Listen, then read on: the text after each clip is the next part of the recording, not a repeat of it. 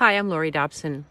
Today is November 4th, 2020, and I am doing this video on masks again. I've done two before that, questioning the ideology, the strong belief in the masks as a save-all kind of measure, and also another one about being free from the fear that if you have a different view, breaking free from mask bondage. Another one about ideology, the sacrosanct belief in masks. I have seen a trend with masks. It began strong with sort of strong urgings, galvanizing people to believe that this was a safe way, the only way, very stringent measures. And then I've seen censoring of medical journal information, disputing the effectiveness of masks in all circumstances. So this video, I want to just talk about that. I want to talk about the science, the pseudoscience, et cetera, et cetera. Everybody's throwing around the word, I believe in science. And as if those who dispel the absolute validity of wearing masks in all occasions and all circumstances are somehow not altruistic, not appreciating others, willing to inflict harm on others out of self-centered ego desires to not wear them, and not being kind, and not listening to science. Those are the four top viewpoints that I've seen from and listened to from a recent on WERU, my FM station. There's a Dr. Miriam Warman who was saying that it's just fine to put her 2-year-old and 4-year-olds in masks, her grandchildren, and not to hug them, and that's just fine, and that any mask restrictions or requirements are inconvenient and should be tolerated because they're inconsequential. They're not really a problem for people, and I think this is a complete invalidation of the necessary divergent opinions on masks and the reasons that so many people, so many doctors have come together to discuss this, to share their knowledge and their scientific findings. It's very disturbing that the three major journals, medical journals, have refused to publish the Danish study that showed the ineffectiveness of masks in a lot of circumstances.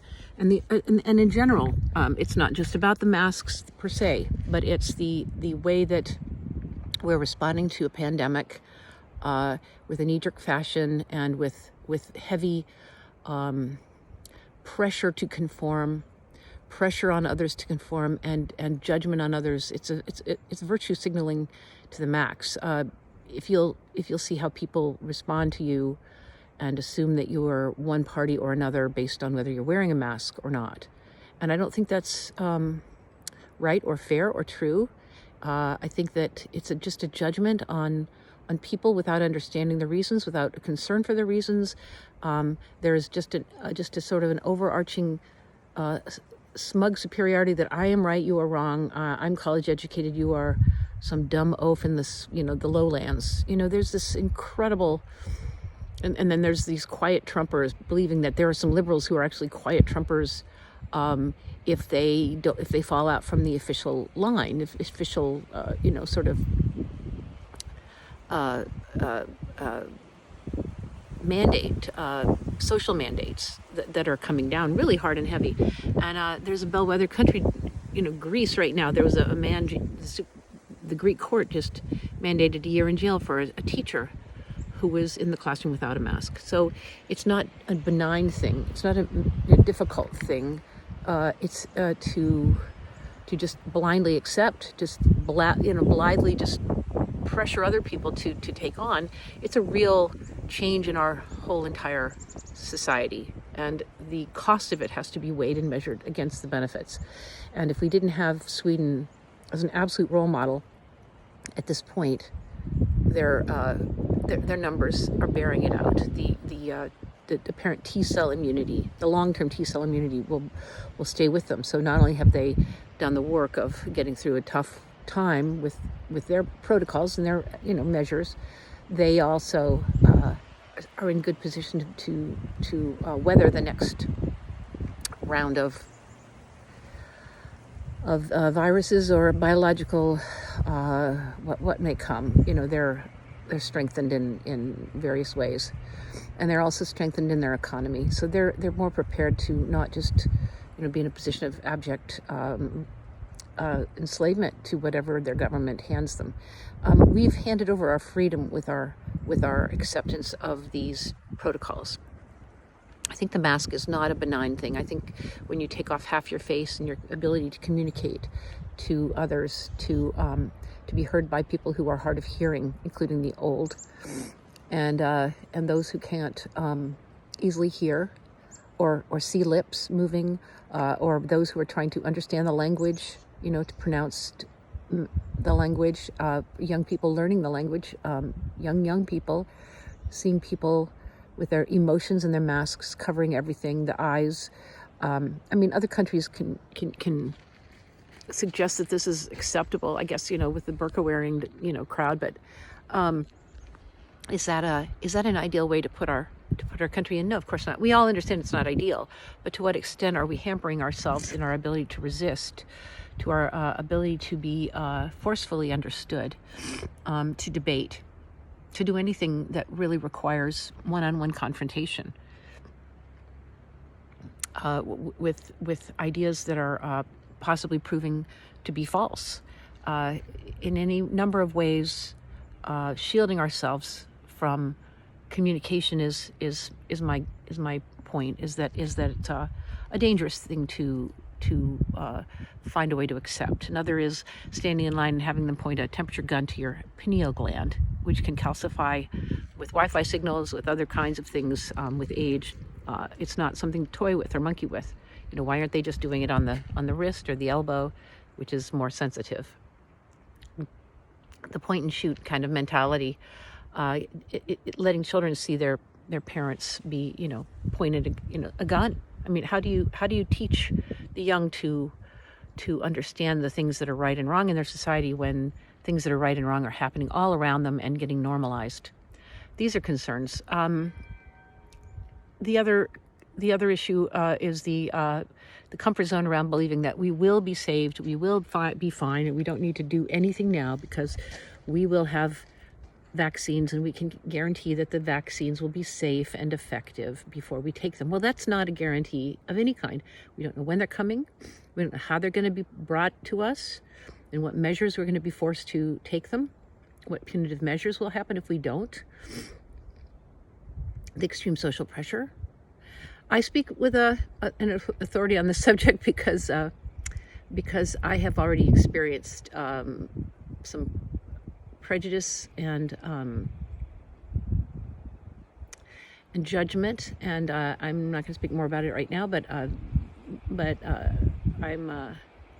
on an island that has concerns about the welfare of the people, and my domain is public health and public mental health. My concern is the well-being of people. As a person running for office, I consider myself a public servant, and I look to the common good, the best interests of all the people over the long term.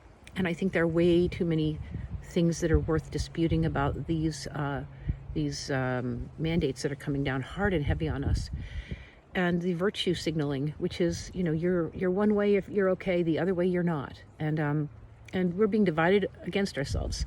When Biden has said that we're not red or blue Americans, we're all Americans. Well, that's a nice idea. Be kind to each other. That's a nice idea. But in practice, it's anything but. It's rolling out. It's rolling out. It's rolling out hard. And it's happening in places like Australia and in Greece and other countries that are around the world that are seeing the avidness with which those in power are seizing power and using it to bully people and to enslave people.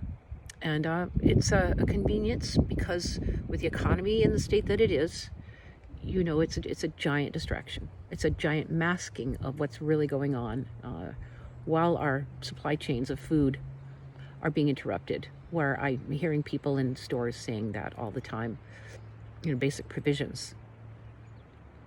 Growing in expense, growing in inability to procure.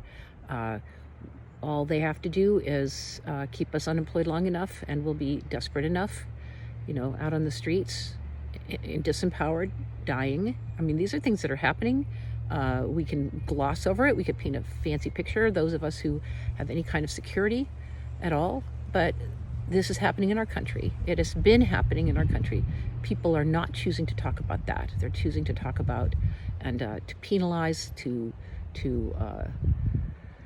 censor, to harm, to punish those who are not compliant.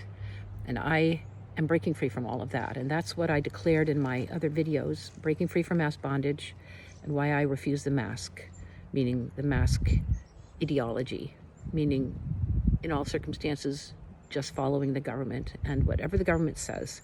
That's not a patriotic viewpoint. It never has been. Anybody reading Thomas Jefferson ought to understand that, and any of the other signers. We seem to have lost a basic understanding of what it means to be free and to preserve our liberty, to be vigilant, which is the price of freedom. All the things that we must do to be intelligent going forward, passionate about our rights and our values, and courageous enough to act on them when we are called to. And I have been, and I'm proud to say I will continue to do so. And I hope all of you have a great day. Bye.